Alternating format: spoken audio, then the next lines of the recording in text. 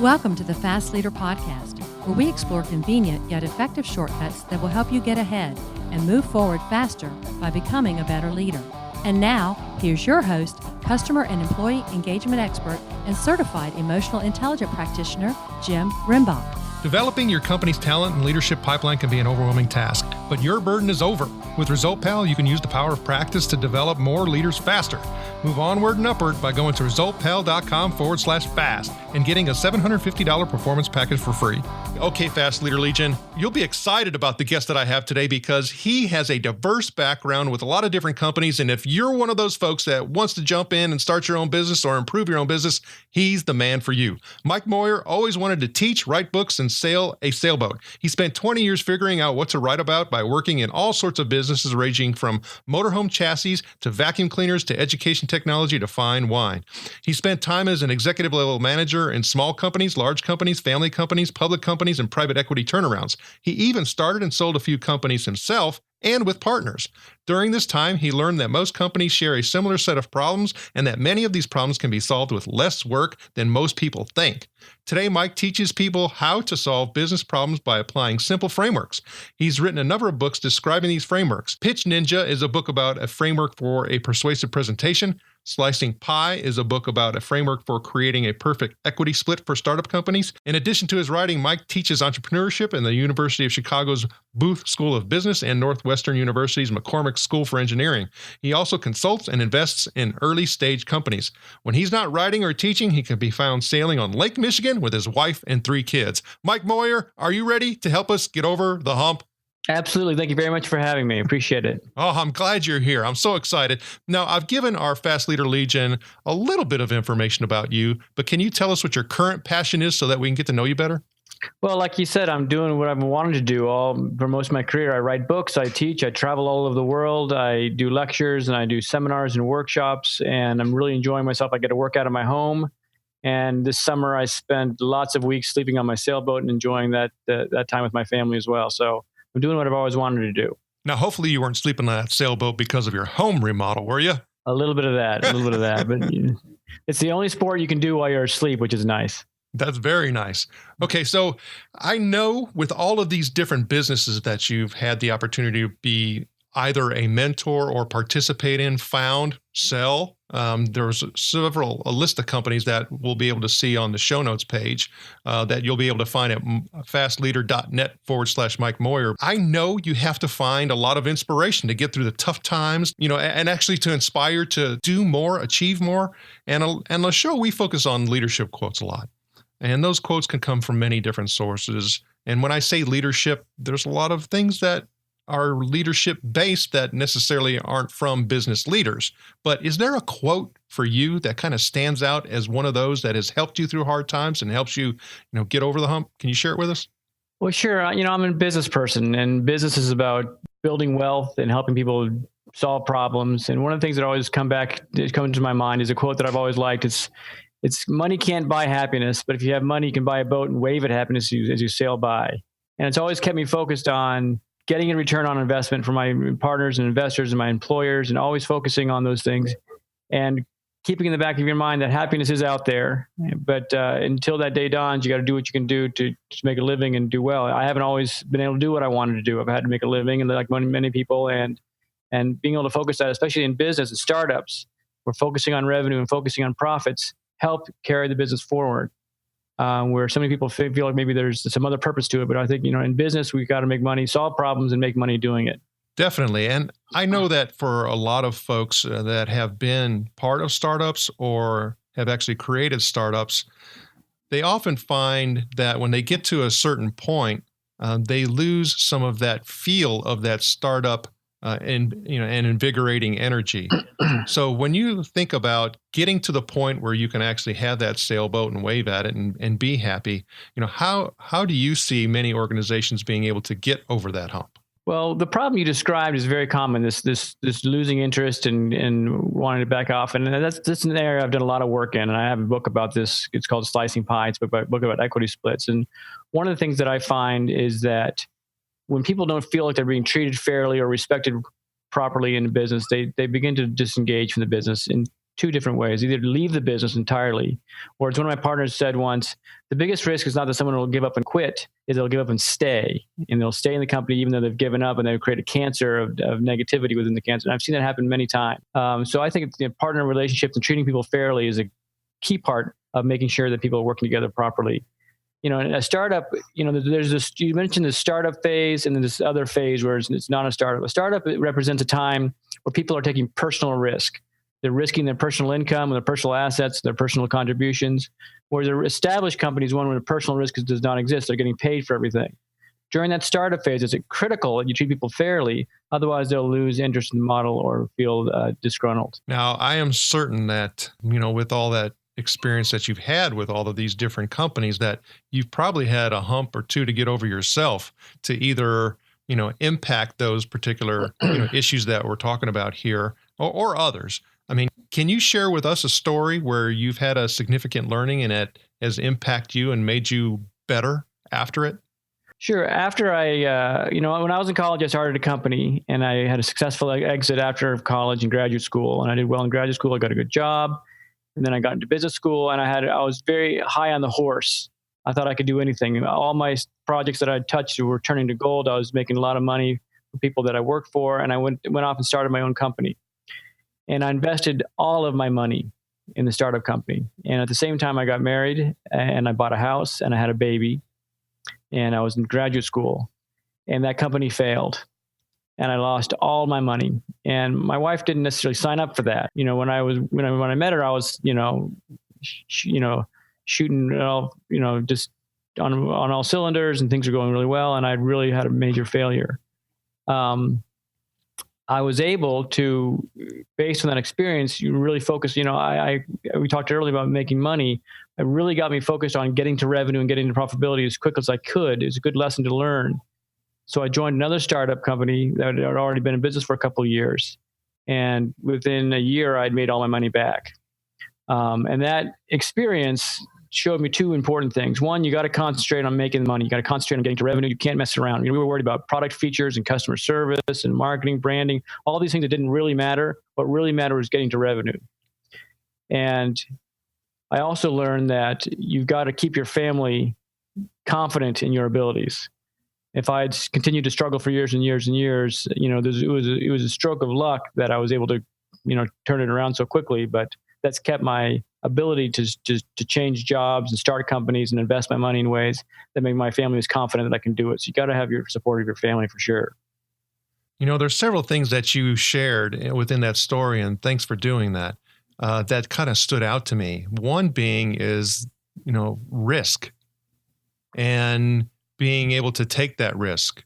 And when you start referring to a lot of the things associated with problems that startups have and fairness and all of that, a lot of times we either hold on to things or we don't let go of things. I mean, how do you find yourself being able to let go so you can take the risk that we also know is associated with reward? I mean, being somebody who, was a finance and real estate major, I understand the concept between you have to take some risk because the risk is associated with reward. Otherwise, you're what? You're status quo. You're just doing the norm and you're not going to get the benefit associated with it. How do you get over that hump? Well, it's not ever an easy one to get over. And, the older you get and the more assets you acquire and the more mature your family gets, the more you have to lose. Early on in your career, you have nothing to lose. When I was in college, I could take all kinds of risk. I had nothing to lose. I had no family depending on me. I had no assets. I had no loans. I had no debt. I had no mortgages or credit card payments. All I had was me and my wits about me. And I felt very powerful because of that.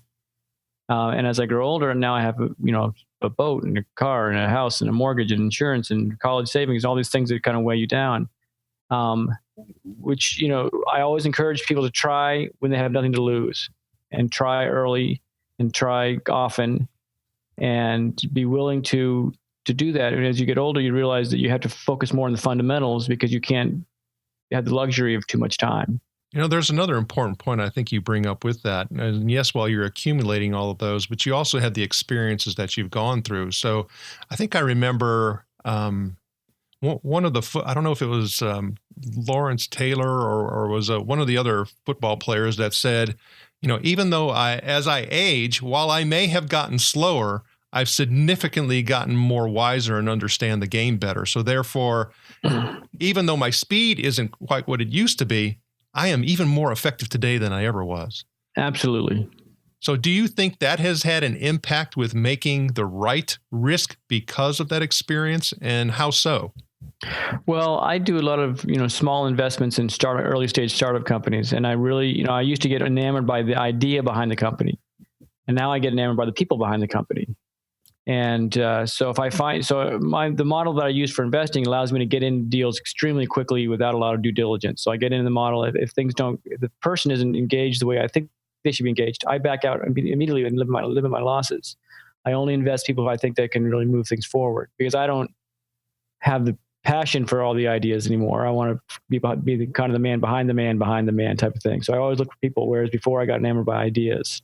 You bring up another point that a good friend of mine, we had him on as a past guest on the Fast Leader Show, Dr. Cliff Hurst, was doing some work for a while, as he referred to it, as an entrepreneurial archaeologist or anthropologist. And he was saying that there are certain types of characteristics and behaviors of entrepreneurs that essentially give them the propensity to be more successful than others. Have you been able to identify some of those characteristics of folks where you can say that, hey, I think I need to stay in this one, and maybe give them some, support and help, or I need, no, just like you said, I need to back out because it's the person, not necessarily the product? Well, there's three things that I look for. There's a guy named Bill Aulett from MIT that kind of laid these things out for me that I think are relevant. The first one is, does the person love what they're doing? You have to really love what you're doing. The second thing, they have to be good at it. And the third thing, they have to be willing to do it over the long term. And I've seen companies where people really love an idea or a concept, but they're not good at it. So I met a company a while back that wanted to make a suntan lotion applicator booth. They thought it was a great idea. They were beachgoers. They loved the idea. They were really excited about it, but none of them were engineers. None of them knew how to build machinery or build, vending machines. They had no skills whatsoever in that topic, so they weren't good at it. So that stopped them from moving forward. I've seen other people who have chosen careers where they loved it and they are good at it. I was talking to a financial trader, investor, who developed some very interesting investment models, but they required an incredible amount of time. So he loved it, he was good at it, but he wasn't willing to put the time in to make it work. And he wasn't willing to do it over the long term. I've seen other people who haven't really cared about the business model, but they were good at it. And I see that a lot with programmers who don't really like programming, but they really have to be good at it. So the passion's just not there. You have to love it, you got to be good at it, and you got to be willing to do it over the long term. And that is the trifecta that makes a business person, I think, successful. Without those things, you're in trouble. Now, when you're just starting out, you may not be good at something, and you have to learn those skills in order to become good at it. And sometimes you learn on the job, but you have to be willing to put the work in to become good at it. So those are the things I look for in entrepreneurs now. So I know for you, there's a lot of advice that you give. I mean, you're a consultant, you're an author, but if you were to say that there was one thing for somebody that either has just started a business or was thinking about starting a business that you would tell them, that one piece of advice, what would it be? Get to revenue as fast as you possibly can. It's just, there's too many companies out there that spend too much time, and getting to revenue is a scary thing to do. You have to ask, it's producing a value. You got to put yourself out there. You got to ask for it. And entrepreneurs avoid it like the plague. They're so scared. They want their product to be perfect. They want their messages to be perfect. They want their marketing materials to be perfect. Every new product sucks. Every one of them. They're always going to be bad, but you got to find somebody willing to buy something to prove to yourself if you have any value. I was talking to a guy who used my equity model, which requires that you keep track of your time. And he had been in business for over a year and hadn't gotten any sales. So I said, let's look at what you've been spending your time on. He wasn't spending any time on sales. He was spending it on customer service with his beta customers and product development and marketing stuff. And he said, what about sales? What about these things? And I said, they don't matter. Customer service doesn't matter if you can't generate sales. Marketing doesn't, none of it matters. What matters is selling. So he stopped literally everything he was doing, everything, concentrated on sales. And 2 weeks later, had a partnership with a major agency that saved the company. So you got to force yourself to get to that revenue point as quickly as you possibly can in your company. I think that's an excellent point. And I mean, I think even for myself, I could probably say is, how do you get to monetization, and how do you actually keep, yourself going forward? And that there is a lot of fear associated that thinking that you want to make it perfect. And sometimes you just have to let go, get to the point, get to revenue, get there fast. Now, one of the things that I've heard, especially with tech startups, is that there's this kind of golden number. When you think about number of clients or customers that you have to get so that you become more attractive to investors, for example. And I've always heard that it's fast to 50, get to 50 fast. I mean, what are your thoughts on that? 50 customers fast, you mean? Yes. Get to revenue fast, get to 50 customers fast. Well, there's this interesting times in a startup's life where sometimes you're selling the dream, and sometimes the dream is enough. So when you're first starting out, you got an idea, you got a team put together, you got some little bit of development and a brand and a logo, and you can sell the dream of awesomeness. When your product actually exists, now you got to show traction. And depending on 50 customers could be a legitimate number. If it's a big product, maybe 2 customers is good enough, or 3 customers is good enough. If it's a small product, maybe you need 500. But when you actually have your product, now the standard totally changes. Because the dream is a reality now. So at first you can raise money on your dream. The second round is you get to raise money in reality. So you got to be careful because you might need to raise enough money. Like one of my companies, I raised $5 million, and all I had was a half-written business plan and a PowerPoint presentation. And we sold a dream that really resonated with people, and we raised a lot of money that enabled us to stay in business even through 2008. Without that money, we would have failed. Now, if we had invested a small amount of money to produce our product, it wouldn't have worked because the 2008 really brought us down. So we would have failed at that point. So it wouldn't have mattered. But now the company is a going concern because of it. So it's the 2 major points are selling the dream or selling reality. If you're selling reality, what matters more than anything else when reality hits is traction, traction, traction. And the magic number 50 sounds like good as anything. As long as you can tell your traction story, you got it. But before you can sell your dream story, and it's an important distinction. Oh, thanks for sharing that. Now, I know you have a lot of oars in the water, or maybe sails up in the wind. If you think about all the things that you're doing right now, what is the one thing that's currently giving you the most energy and excitement?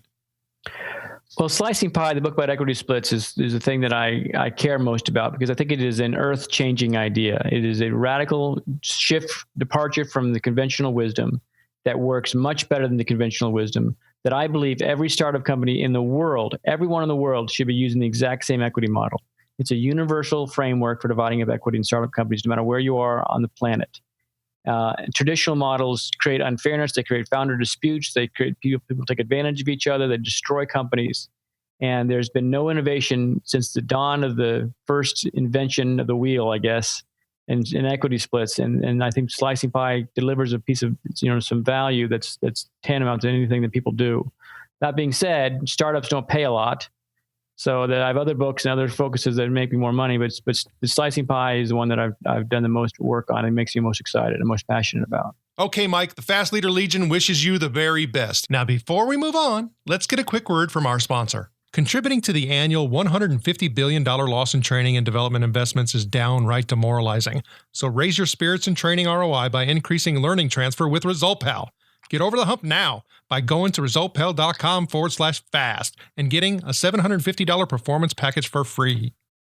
Okay, Mike, now we're moving on to the fast-paced part of our show, and that's the Hump Day Hoedown.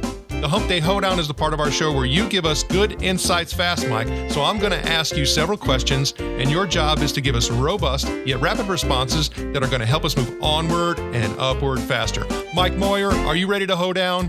Let's try it. Okay. All right. So what do you think is holding you back from being an even better leader today?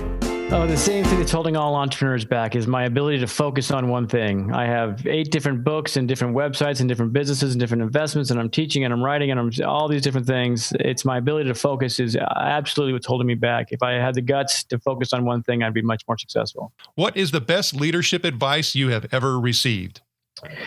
The best leadership advice I've ever received, there's so many things that people have told me over the years. The best leadership advice is, and it's kind of trite, but it's hard to know it means until you have some experience. It's just being honest and fair dealings with people, being transparent and fair and honest with people throughout your career. And it's always hard to do because sometimes you don't want to tell the bad news. But that's one of the most important things I've learned. And I've dedicated a piece of my life to making sure that message resonates with people. Because early on in your career, you think that competing and hustling means you got to be deceitful in some ways, and it doesn't. You can always be on the up and up, and it does make a big difference in how you are perceived by the community over the long term and how your success rolls out. What is one of your secrets that you believe contributes to your success? One of the things that I do that I don't always recommend to people, in fact, I recommend people against it, but one of my things, I do everything myself. I do have a tech team that helps support my technology stuff, but I write every book, I edit every book, I draw every picture in the book, I design the cover, I do all the work, I design the websites, I shoot the videos, I edit the videos, I even learned to play ukulele so I could play background music. So I do absolutely everything myself creatively on the work that I do, and it allows me to move extremely quickly. It also allows me to easily abandon projects that I don't think are going to be successful. So if I had a bunch of partners on a project, I would feel obligated to continue. Like, for instance, I have a book about, it's called Trade Show Samurai. It's a fantastic book. I love it. People who read it think it's great, but nobody ever buys it because no one thinks they have a trade show problem. So I don't feel obligated to spend time working on that book in the same way that I feel obligated to work on other books that are more popular.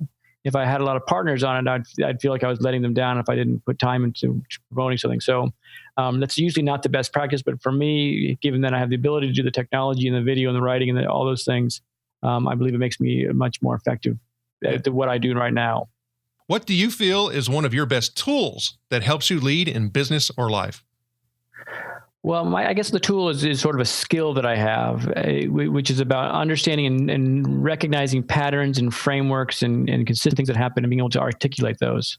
I think that we get bogged down. I worked in a lot of different industries, as you said before, and every time I go work for a company, every time they say, our industry isn't like other industries. They say, we're unique because of this. And it's usually from someone who's been in that industry exclusively through their whole career, and they don't know what it's like in other industries. What I've seen is most companies share very similar problems. And you can, if you understand what those are and take a step back, you can develop a framework that'll address the problem completely. So one of the best tools is understanding, building a framework, a process, a disciplined process, and applying it consistently. By far has been more for my success than anything else. What is one book that you would recommend to our listeners? It doesn't have to be a business book and definitely doesn't have to be one of your own, but is there one that kind of, gives you as a good resource and a good go-to? Can you share it with us? There's a book, a very, very short book by John Brock. John Brock is an oil man from Tulsa, Oklahoma. And his book is called Brock Rules for Life and Leadership. It's a very, very, very short book, and it's downloadable as a PDF. But he basically wrote a guide for his family, his grandchildren, his children, on what a good leadership meant and what being a good person meant. So it's an excellent, very short read, but it just distills the knowledge that he got throughout his life. And he's extremely successful, not only entrepreneur, but also his family. I know most of his family. He's actually my uncle. So I know most of his family. They're all just very well-adjusted, good people doing good things. And I hope for myself that I'll get the same out of my life. So that's a great book to read. Thanks for sharing that, Mike. And we'll make a link to that as well on the show notes page that you'll find at fastleader.net/Mike Moyer. Okay, Mike, this is my last hump day hoedown question. Imagine you were given the opportunity to go back to the age of 25, and you've been given the opportunity to take the knowledge and skills that you have now back with you, but you can't take everything. You have to choose one. So what skill or piece of knowledge would you take back with you, and why? The skill and piece of knowledge was the one that I described earlier, is my ability to see patterns. And I actually discovered my skill to see patterns early in my career, even before I was 25, but I didn't realize it was important until much later. I remember I ran for student senate at my college, and I won, and I actually won with the highest number of votes ever. And the next year, I did not win, because I didn't do anything. And I was able to see what I'd done the year before. And then I began to teach other people what I'd done before, which was a lot of fun. And my company that I had at the time did a lot of creative development. And I actually would guarantee that the people who worked with me would win. And using that pattern, I placed every student senate president the next 4 or 5 years because I could guarantee they'd win. But I didn't realize the power of that ability until much later in my life, which, recognizing a pattern, how it works, and how to shortcut to success. But I wish I'd recognized it at the time that that's what I was doing. Mike, it was an honor to spend time with you today. Can you please share with the Fast Leader listeners how they can connect with you? Well, if they want to reach me, MikeMoyer.com, MikeMoyer is my main website. But if you search Mike Moyer online, hopefully my SEO efforts will bring me to the top. Mike, thank you for sharing your knowledge and wisdom. The Fast Leader Legion honors you and thanks you for helping us get over the hump. Thank you for joining me on the Fast Leader Show today. For recaps, links from every show, special offers, and access to download and subscribe, if you haven't already, head on over to fastleader.net so we can help you move onward and upward faster.